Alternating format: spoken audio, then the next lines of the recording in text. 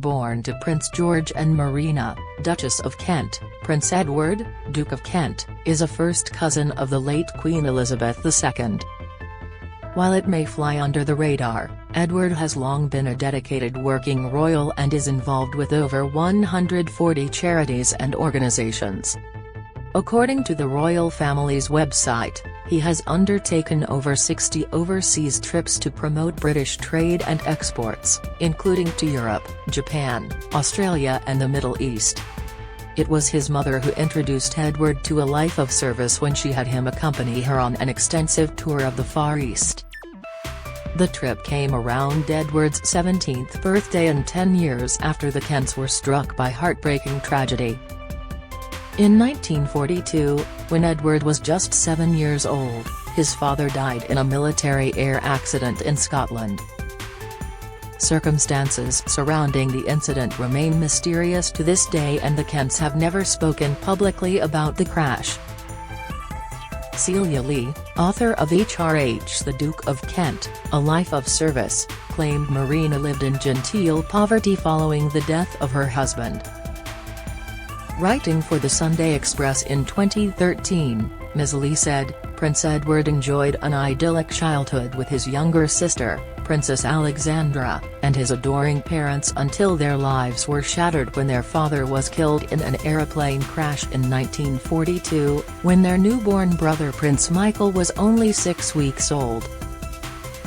The widowed Princess Marina was left in genteel poverty but continued with her work as Commandant of the Women's Royal Naval Service, or RANS, until her death in 1968. Read more. Queen Consort Camilla revealed secret to long-lasting relationship with King Charles. The Duke of Kent's mother, Marina, lived in genteel poverty after the death of her husband. Image, Getty Images. Marina married Prince George, Duke of Kent in 1934. Image, Getty Images. New portrait of King Charles III on 50p unveiled by Royal Mint. King Charles III will become the first king to appear on British coins since the Queen ascended the throne in 1952. His portrait will appear initially on special £5 crown and 50p coins in honour of the late Queen's life, before expanding to commemorative coins and general circulation. Take a look here. Marina was one of the most glamorous and best-loved members of the royal family. Previously a princess of Greece and Denmark, she became the Duchess of Kent when she married Prince George in 1934.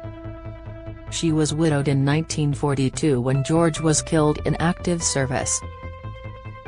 The Duchess, according to royal biographer Hugo Vickers, was the only war widow in Britain whose estate was forced to pay death duties. It was the high rates of wartime taxation, unknown to the aristocracy of pre-war Britain, that would prove to be her undoing. Papers in the National Archives in Kew show that Buckingham Palace preferred to keep the widowed Duchess of Kent in poverty rather than back Prime Minister Winston Churchill's plan to support her from public funds, a move King George VI's advisers feared would expose how little tax the royal family paid on their huge state subsidies. Her poverty was considered less important than the damage that the rest of the firm might suffer at a time when Britons were paying record rates of income tax. Lord Herbert, the Duchess's financial advisor, wrote a letter to the Prime Minister 3 months after the Duke's death, detailing her difficulties. Princess Marina was a glamorous and well-loved member of the royal family. Image, Getty Images. Trending when Prince George died, the £25,000 annual subsidy paid by the state to the Duke, worth over £900,000 a year at today's prices, ended, and after paying death duties and all her necessary bills, the Duchess would have a disposable income of less than £1,000, £36,000, a year, hardly enough to maintain her country home in Buckinghamshire. Lord Herbert wrote, "It will be quite impossible for her to have a London residence, which she ought to have in order that she may be able to see the many people which a member of the royal family has to see, and to entertain those who entertain her. She is a very economical person, and has no expensive tastes or habits. but she would feel deeply hurt if she knew that the minute the Duke was dead Parliament took no more interest in her, which is what it would amount to. He added, Her Royal Highness will have to lead a very different life from that expected of her, and it will be a constant struggle to keep her small household and staff, even if taxation is eventually reduced. Don't miss Meghan Markle admitted she has a food fixation on podcast. Insight Who is your favorite member of the royal family? Poll Prince Harry obsessed with staying relevant over Prince George, revealed, Edward is currently 40th in line to the throne. Image, Express. Co.uk, Churchill sent Lord Herbert's letter to Sir Kenneth Wood, the Chancellor, and asked what he proposed to do about it. However, the Treasury was unmoved. Sir Kenneth replied, I cannot help feeling that there would be those members of Parliament anxious, especially at the present time, to compare the grant with the sufferings of the poor, and it is for serious consideration whether either the King or the government would wish to run the gauntlet of such criticisms. Churchill insisted he would take the responsibility for pushing the matter through Parliament, acknowledging that it may take a change in the law so that the Duchess could get access to money tied up in the trust funds of her 3 children. In protest to Sir Kenneth, Churchill said, It is not a matter in which the King is primarily concerned. The Duchess's interest is separate. Marina with her 3 children, Edward, Alexandra and Michael. Image, Getty Images, but neither the Treasury nor the Palace was enthusiastic about the idea, and the Chancellor recruited the Attorney General to oppose any idea of creating a precedent for trust funds. Churchill's suggestion of exempting the Duchess from tax, as other members of the royal family already were, was also vetoed.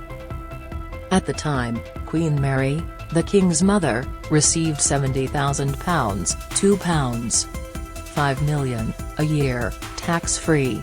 In March 1943, a cabinet committee, composed of Sir Kenneth, Herbert Morrison, the Home Secretary, Sir John Anderson, the Lord President of the Council, and Viscount Simon, the Lord Chancellor reported, in our view, the real question for decision is whether the case for the state making financial provision for the Duchess outweighs the risk that as a result, the financial provision for the royal family as a whole might become in some degree a matter of public controversy.